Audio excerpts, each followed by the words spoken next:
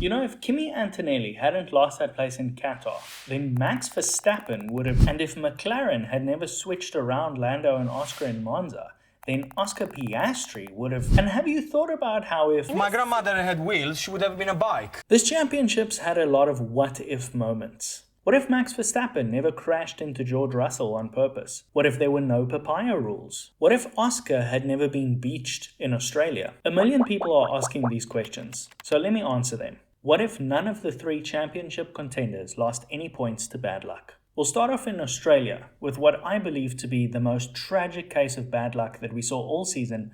Oscar Piastri beached his car in front of his home crowd in the wet grass. Before that incident, he was running in P3 and so lost out on 15 points, which would have taken him from 410 to 425. Next up, Monza. Viewers of this channel know how I feel about Monza. I'm not gonna get into Monza again. But if the two cars hadn't switched in Monza, that would have been 3 extra points for Oscar, taking him from 425 to 428. Next up, Las Vegas. Both McLarens were disqualified in Las Vegas for excessive wear on their rear skid block. Now, of course, there's a lot to be said about this one. Their car was very strong in Vegas. Would it have been as strong if it was legal? We'll never know. But I would say this has nothing to do with the drivers. It's not their fault.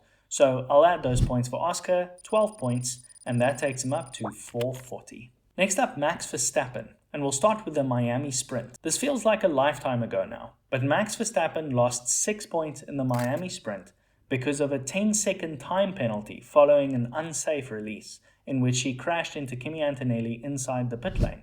So removing that, that's 6 points, which takes Max Verstappen up to 427. In Austria, Max Verstappen was wiped out on lap 1 by Kimi Antonelli, who locked up his front tires going into corner 3.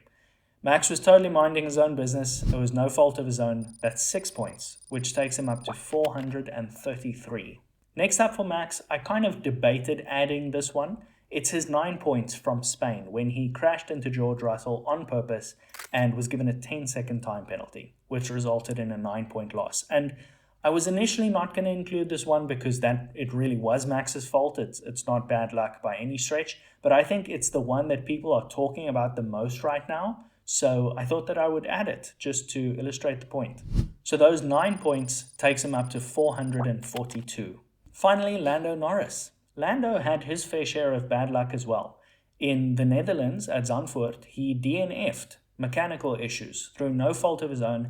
He was running in P2 at the time. So that's 18 points, which takes him from 423 to 441. Next up, Lando had another DNF in the Austin Sprint, when he was taken out into corner 1 by Nico Hülkenberg, again through no fault of his own. He was running in P2 at the time, so that's 7 points, which takes him up to 448. And finally, same thing as Oscar, the Las Vegas DSQ.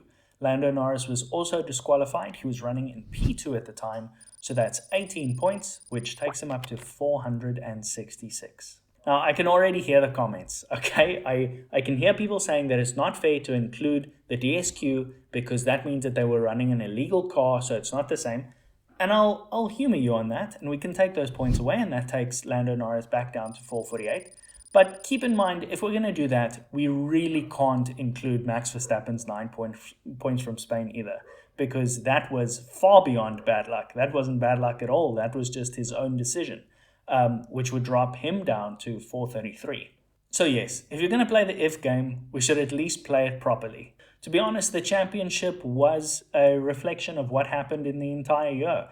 Lando and his car were the best package across, your average race, and Max Verstappen and his car, as much as I wanted Max to win, were only second best, and that's how they ended. I think it's silly to have a what-if conversation where you just cherry-pick things that happen to the driver that you support without then also applying your same logic to other drivers who you thought may or may not have deserved to win the championship. So yes, at least now when you have these conversations, you'll have all the information. So enjoy them, and I'll see you in the next one. Cheers.